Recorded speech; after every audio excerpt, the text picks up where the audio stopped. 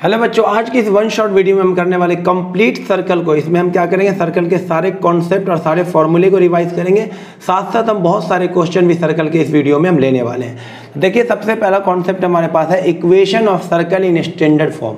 अगर एक सर्कल हमें दे रखा हो जिसका सेंटर है h, k और रेडियस r है, तो इसका जो इक्वेशन होगा वो क्या होगा, x माइनस एच का स्क्वायर प्लस में y माइनस के का square is equal to R square. ये स्टैंडर्ड इक्वेशन हो गया सर्कल का।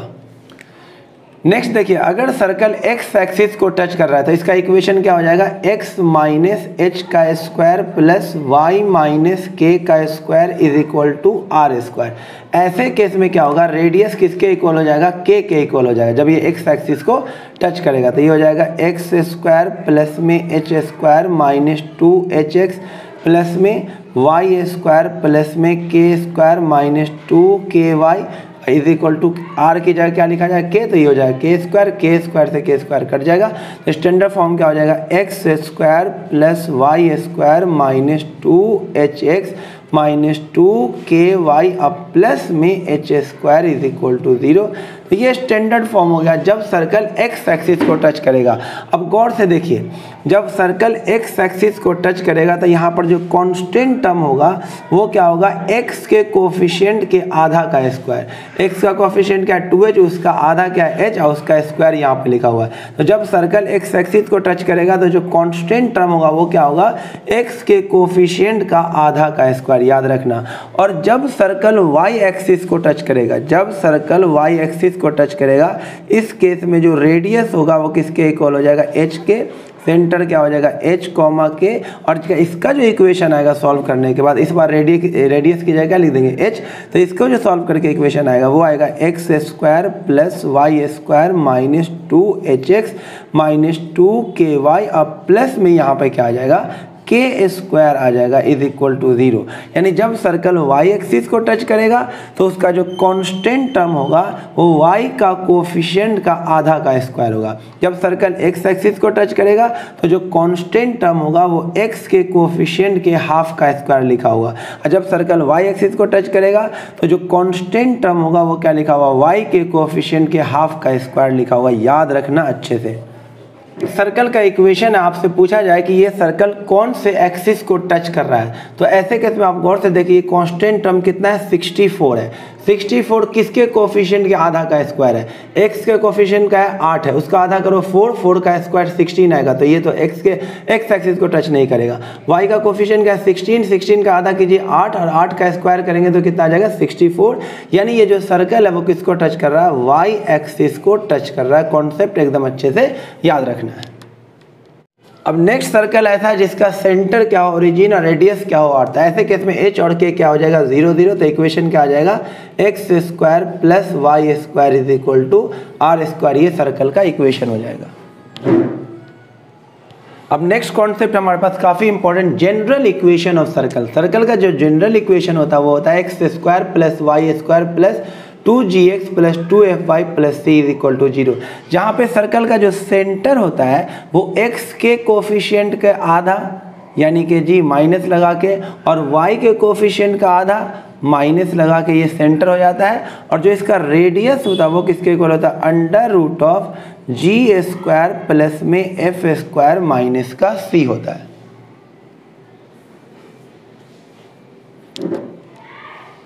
जैसे देखिए एग्जांपल लिया मैंने, एक सर्कल दे रखा, हमें इसका सेंटर और रेडियस बताना है। तो देखिए सेंटर काफ़ी आसानी से निकाल सकते हैं।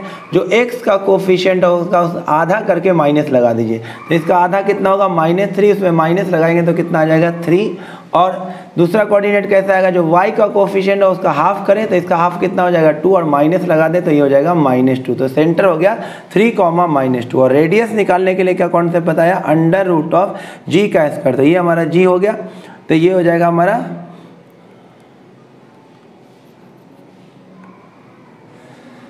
तो रेडियस क्या होता है, under root of g square plus f square minus c। तो यहाँ पे हो जाएगा इसका स्क्वायर यानी कि 9 अब प्लस में -2 का स्क्वायर 4 अब माइनस का c यानी कि 2 माइनस हो जाएगा। अंडर रूट 13 -2 तो अंडर रूट 11 इसका क्या आ जाएगा, रेडियस आ जाएगा। देखिए एक और एग्जांपल लेते हैं सेंटर रेडियस के लिए। हमें जनरल इक्वेशन दे रखा है सर्कल का, इसका हमें सेंटर और रेडियस निकालना है। तो सेंटर कैसे निकालेंगे, x के कोफिशिएंट का हाफ करके माइनस लगा देंगे, इसके कोफिशिएंट का 2 का हाफ क्या होगा 1, माइनस लगा देंगे तो -1, इसका आधा कितना हो जाएगा -2, हाफ लगा देंगे तो क्या आ जाएगा 2। ये सेंटर आ गया। रेडियस का फॉर्मूला क्या होगा √of g² + f² - तो g² कितना हो जाएगा इसका स्क्वायर यानी कि 1 प्लस f² क्या हो जाएगा इसका स्क्वायर यानी कि 4। अब माइनस का c करेंगे तो माइनस माइनस क्या हो जाएगा प्लस का 20, तो ये हो जाएगा √25। तो रेडियस कितना आ जाएगा 5। देखिए नेक्स्ट क्वेश्चन हमारे पास एक इक्वेशन निकालना है सर्कल का जिसका सेंटर ये है और वो सर्कल इससे पास हो रहा है। यानी एक सर्कल है, इसका सेंटर हमें दे रखा -1, 2, ये पास किससे हो रहा है 3, 5 से। तो रेडियस आसानी से आ जाएगा डिस्टेंस फार्मूला से। तो रेडियस क्या हो जाएगा √of x2 - x1 का स्क्वायर, 3 माइनस माइनस प्लस 1 4 का स्क्वायर क्या हो जाएगा 16, प्लस में 5 - 2 3 का स्क्वायर क्या आ जाएगा 9। तो रेडियस कितना आ जाएगा 5। रेडियस आ गया 5। हमें इसका इक्वेशन निकालना था। जनरल इक्वेशन जो स्टैंडर्ड इक्वेशन होता है वो क्या होता है x - h का स्क्वायर प्लस y - k का square is equal to r²। तो x माइनस हमें सेंटर दे रखा है h कितना -1, तो ये हो जाएगा प्लस का 1 का स्क्वायर, अब प्लस में y - k कितना दे रखा है 2 उसका स्क्वायर। रेडियस हमने निकाल लिया 5 का स्क्वायर 25, खोल देते हैं तो ये हो जाएगा x² plus 1 plus 2x plus y² plus 4 minus का 4y - 25 इज इक्वल टू 0।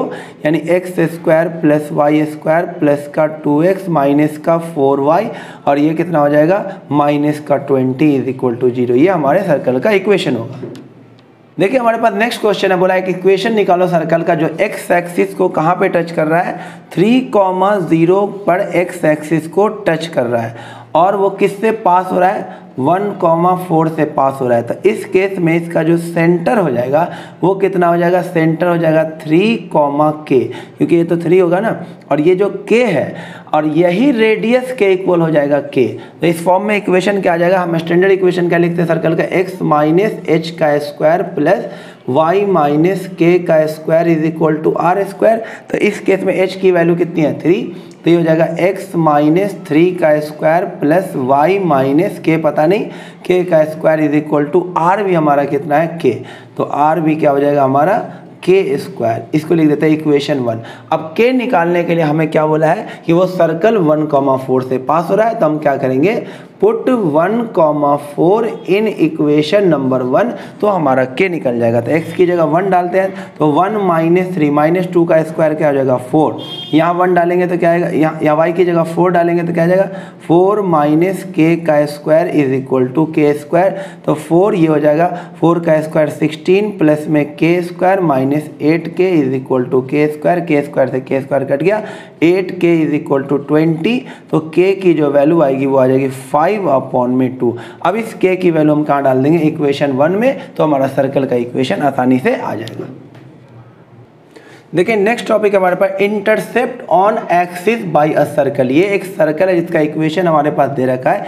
ये एक्स एक्सिस पर भी कुछ कटिंग कर रहा है और एक्स एक्सिस पे कटिंग कितना कर रहा है ये a1 a2 और वाई एक्सिस पे कितना इंटरसेप्ट बना रहा है b1 b2, जिसको हमने x से और y से डिनोट किया है। तो बहुत ही आसान कॉन्सेप्ट है, याद रखना। जो x की वैल्यू होगी वो क्या होगी √, जो x की वैल्यू होगी वो क्या होगी 2 times of √of g² minus का c, और जो y एक्सिस पे इंटरसेप्ट होगा उसकी वैल्यू होगी 2 times of √of f² minus c। आसानी से एकदम इजी फॉर्मूला है, याद रखना। देखिए नेक्स्ट क्वेश्चन हमारे पास बोला गया है कि एक सर्कल का इक्वेशन दे रखा है, find intercept on axis by this circle. ये सर्कल एक्स एक्सिस और वाई एक्सिस पे कितना इंटरसेप्ट करेगा। तो मैंने अभी बताया एक्स एक्सिस पर जो इंटरसेप्ट होता है वो किसके इक्वल होता है 2 times of √g² minus c, और वाई एक्सिस पर जो इंटरसेप्ट होता है वो होता है 2 times of √f² minus c। But ये स्टैंडर्ड फॉर्म में, जनरल फॉर्म में नहीं लिखा हुआ, 2 से पहले क्या करना पड़ेगा सब में डिवाइड। तो ये क्या आ जाएगा x² plus y² minus 4x plus 5y minus 5 is equal to 0। अब आ जाएगा दोनों हमारा। अब x किसके इक्वल हो जाएगा 2 times of under root ji square minus सी। जी क्या होता है, x के कोफिशिएंट का आधा, वही होता है g। तो x के कोफिशिएंट का आधा कितना, -2 का स्क्वायर करेंगे तो क्या आ जाएगा 4। अब माइनस का c होता है ये -5 है, माइनस करेंगे तो ये क्या हो जाएगा प्लस का 5। तो ये कितना हो जाएगा √9, 3 2 6, यानी x पे इंटरसेप्ट कितना आ जाएगा 6। y पे इंटरसेप्ट कैसे निकालेंगे, 2 times of under root F square. f क्या होता है, जो y का कोफिशिएंट होता है उसका हाफ, तो उसका हाफ कितना हो जाएगा 5/2 का स्क्वायर करना होगा। अब माइनस का c यानी कि प्लस का 5, तो ये हो जाएगा 2 × में 25 प्लस में ये हो जाएगा 20 अपॉन में 4, तो आ जाएगा 2 अंडर रूट 45 अपॉन में अंडर 2 आ जाएगा, 2 से 2 कट जाएगा, इसे हम क्या लिख देंगे 3√5 आ जाएगा आंसर। तो नेक्स्ट देखिए क्या हमारे पास कंसेंट्रिक सर्कल। कंसेंट्रिक सर्कल क्या होता है, ऐसा सर्कल जिसका सेंटर तो क्या हो सेम और रेडियस क्या हो अलग अलग। अगर हमें इक्वेशन निकालना हो कंसेंट्रिक सर्कल का, तो अगर सेंटर सेम है तो जी और एफ तो क्या होगा सेम ही होगा, बस कांस्टेंट टर्म डिफरेंस आएगा। यानी क्या हो जाएगा equation x² + y² + 2gx + 2fy plus में c इज इक्वल टू 0। और दूसरे का इक्वेशन हो जाएगा x² + y² प्लस में 2gx प्लस 2fy प्लस में क्या आ जाएगा k इज इक्वल टू 0। जो दो कॉन्सेंट्रिक सर्कल होता है वो अपने कांस्टेंट टर्म में ही बस क्या होता है डिफरेंस होता है, बाकी सब कुछ क्या होता है सेम। आपको क्या करेगा एक इक्वेशन दे रखा होगा, अब बोलेगा दूसरे कॉन्सेंट्रिक सर्कल का इक्वेशन निकालो, तो सब कुछ सेम होगा और k निकालना हो, k निकालने के लिए वो कोई ना कोई क्लू जरूर दे देंगे। देखिए बच्चों कॉन्सेंट्रिक सर्कल के कॉन्सेप्ट को समझने के लिए मैंने क्वेश्चन ले लिया, find equation of circle concentric to given this circle and passing through origin. हम एक ऐसे सर्कल का इक्वेशन निकालना जो इस सर्कल के तो कॉन्सेंट्रिक है और वो ओरिजिन से पास हो रहा है। तो कॉन्सेंट्रिक सर्कल में सिर्फ कांस्टेंट टर्म डिफरेंट होता है, तो क्या आ जाएगा x² + y² minus 8x plus में 4y, अब प्लस में क्या आ जाएगा k आ जाएगा इज इक्वल टू 0। इसको इक्वेशन नंबर 1 ले लेते हैं। अब k निकालने के लिए उन्होंने क्लू दे रखा है कि जो आपका सर्कल है वो किससे पास हो रहा है ओरिजिन से, तो इसमें हम क्या कर देंगे पुट 0 0 0 इन इक्वेशन नंबर 1, तो उससे हमें क्या आ जाएगा 0 0 0 0, तो k की वैल्यू क्या आ जाएगी 0।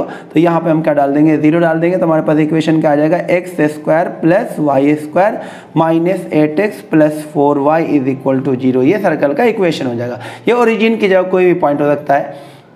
अब नेक्स्ट देखिए अगर सर्कल दोनों एक्सिस को टच करता है तो इस केस में क्या होगा h और k दोनों बराबर होगा और दोनों किसके इक्वल होगा रेडियस के, तो ये क्या हो जाएगा x - r² plus y - r² is equal to r। खोल लीजिए x² + r² minus 2rx plus y² plus r² minus का 2ry is equal to r²। एक r² से r² कट जाएगा, यानी x² plus y² minus 2rx minus 2ry plus में r² is equal to 0। यानी इस केस में जो कांस्टेंट टर्म होगा या तो x के कोफिशिएंट के आधा का स्क्वायर होगा या तो y के कोफिशिएंट के आधा का स्क्वायर होगा, क्योंकि इस केस में x और y का कोफिशिएंट क्या होगा सेम ही होगा। देखिए अब नेक्स्ट पूछा गया कि ये सर्कल किस एक्सिस को टच कर रहा है, तो आप गौर से देखिए यहाँ जो कांस्टेंट टर्म है 4 है यानी कि 2 का स्क्वायर, और यहाँ पे 2 x के कोफिशिएंट का भी आधा है और 2 यहाँ पे y के कोफिशिएंट का आधा है। इसका मतलब ये सर्कल दोनों एक्सिस को ही क्या कर रहा है टच कर रहा है। देखिए नेक्स्ट क्वेश्चन हमारे पास है, एक सर्कल का इक्वेशन दे रखा, हमसे बोला गया find intercept on y axis.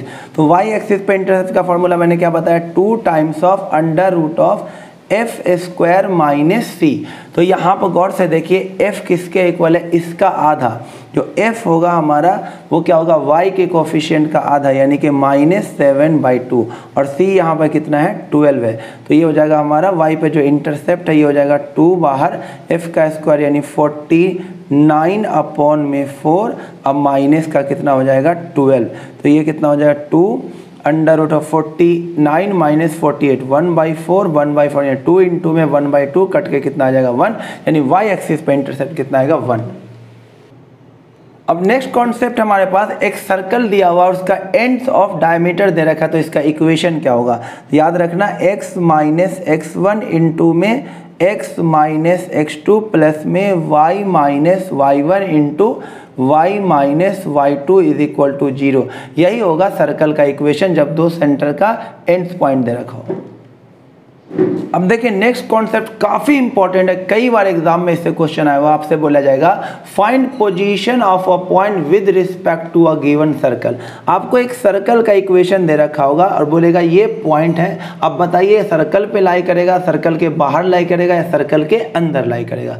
तो ऐसे क्वेश्चन में आपको क्या करना है, सिंपली इस पॉइंट को सर्कल में पुट कर देना, यानी x1 x की जगह डालना है, y1 को y की जगह डाल देना है, और उसके बाद जो वैल्यू आएगी S1, यानी ये नंबर को जैसे मान लो 2,3 है तो x की जगह 2 डाल देंगे, y की जगह 3, तो उससे कुछ नंबर मिलेगा।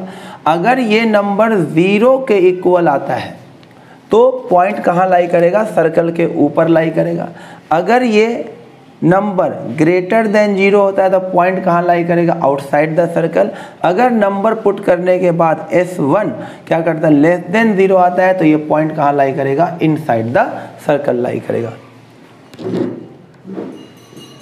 देखिए प्रीवियस कॉन्सेप्ट को, देखिए पिछले कॉन्सेप्ट को समझने के लिए मैंने क्वेश्चन ले लिया है, find position of this point with respect to circle whose diameter ends are this. हमें इस पॉइंट का पोजीशन बताना, यानी सर्कल पे लाई करेगा या सर्कल के बाहर या सर्कल के अंदर। तो सबसे पहले तो हमें सर्कल का इक्वेशन निकालना होगा। तो यहाँ पे सर्कल का इक्वेशन हम कैसे निकालें, डायमीटर फॉर्म वाले में। यहाँ पे डायमीटर का एंड दे रखा है तो सर्कल का इक्वेशन क्या हो जाएगा, x माइनस x1 इंटू में x माइनस x2 अब प्लस में y माइनस y1 इंटू में y minus y2 is equal to क्या हो जाएगा, 0। अब हमें सीधे सीधे ये हमारा s हो गया। अब इस पॉइंट को इसमें पुट कर देंगे। अगर 0 के इक्वल आएगा तो क्या आएगा, सर्कल पे लाई करेगा, 0 से ज़्यादा आएगा तो सर्कल के बाहर लाई करेगा, 0 से कम आएगा तो सर्कल के अंदर लाई करेगा। तो पुट कर देते हैं इसको, x की जगह 2 और y की जगह 1 डालते हैं तो क्या आ जाए 2 माइनस 1 1 इंटू में 2 माइनस 3 माइनस का 1 प्लस y की जगह 1 डालेंगे तो 1 माइनस 3 माइनस का 2 इंटू में 1 डालेंगे तो 1 माइनस 5 माइनस का 4, तो कितना आ जाएगा -1 और ये हो जाएगा प्लस का 8 यानी 7 आया।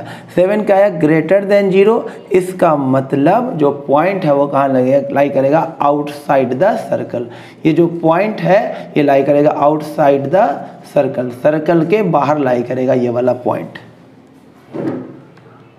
देखिए अगला कॉन्सेप्ट काफ़ी इंपॉर्टेंट हमारे पास कि देखिए कांटेक्ट में कैसे सर्कल आ सकता है। अगर दो सर्कल एक दूसरे को टच नहीं कर रहा है, दूर दूर है, तो इस केस में क्या होगा, दोनों के सेंटर के बीच का जो दूरी होगा वो ऑब्वियस सी बात है, गौर से देखिए R1 प्लस R2 से भी क्या होगा, ज़्यादा होगा, क्योंकि R1 यहाँ तक है, R2 यहाँ तक है, और C1 C2 की जो दूरी हो जाएगी R1 प्लस R2 से भी क्या हो जाएगा, ज़्यादा, यानी ग्रेटर देन R1 प्लस में R2, दोनों के रेडियस के सम से भी क्या हो जाएगा, ज़्यादा।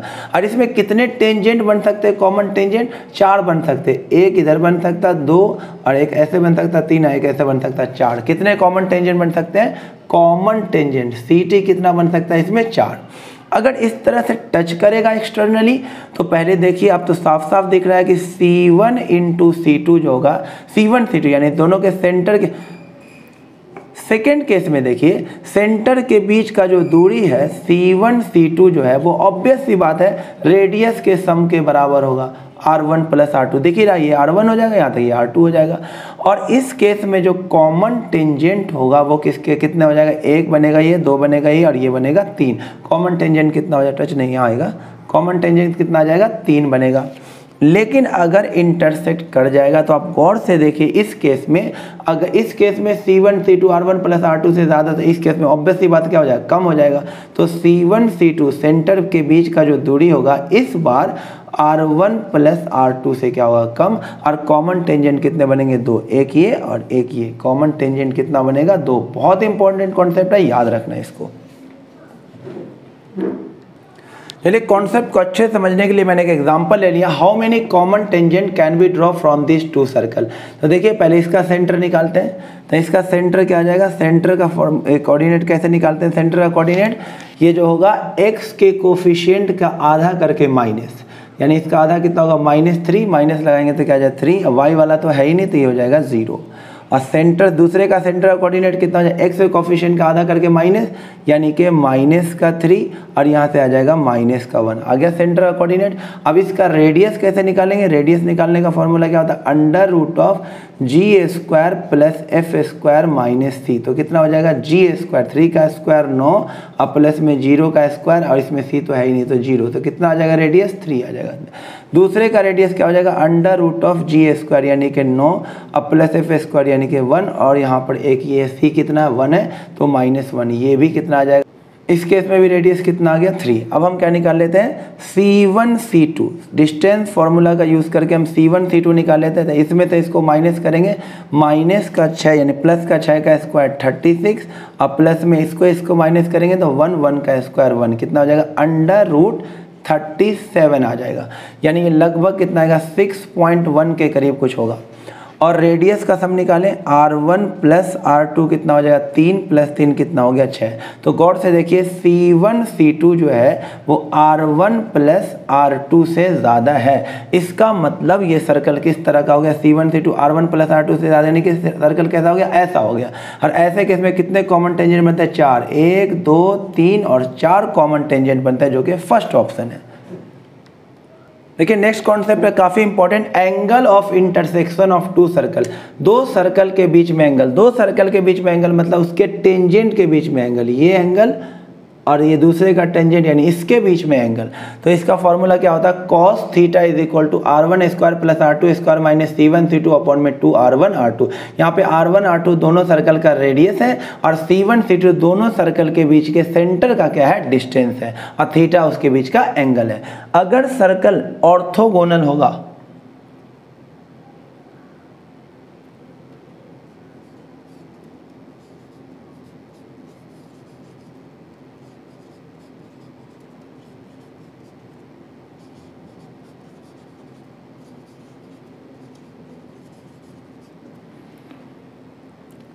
अगर सर्कल दोनों सर्कल इंटरसेक्ट करता ऑर्थोगोनली अगर इंटरसेक्ट करेगा तो इस केस में थीटा कितना हो जाएगा 90 और cos 90 क्या हो जाएगा 0। ये हो जाएगा R1² + R2² - C1 C2 / 2 R1 R2, ये 0 में चला जाएगा तो क्या रिजल्ट आ जाएगा, ऑर्थोगोनली के लिए R1² + R2² किसके इक्वल हो जाएगा, C1 C2 के इक्वल आ जाएगा। काफ़ी इंपॉर्टेंट रिजल्ट है, याद रखना बिल्कुल कि दो सर्कल अगर ऑर्थोगोनली इंटरसेक्ट करता है तो दोनों के रेडियस के स्क्वायर का सम किसके इक्वल होगा, दोनों के बीच के सेंटर के डिस्टेंस के।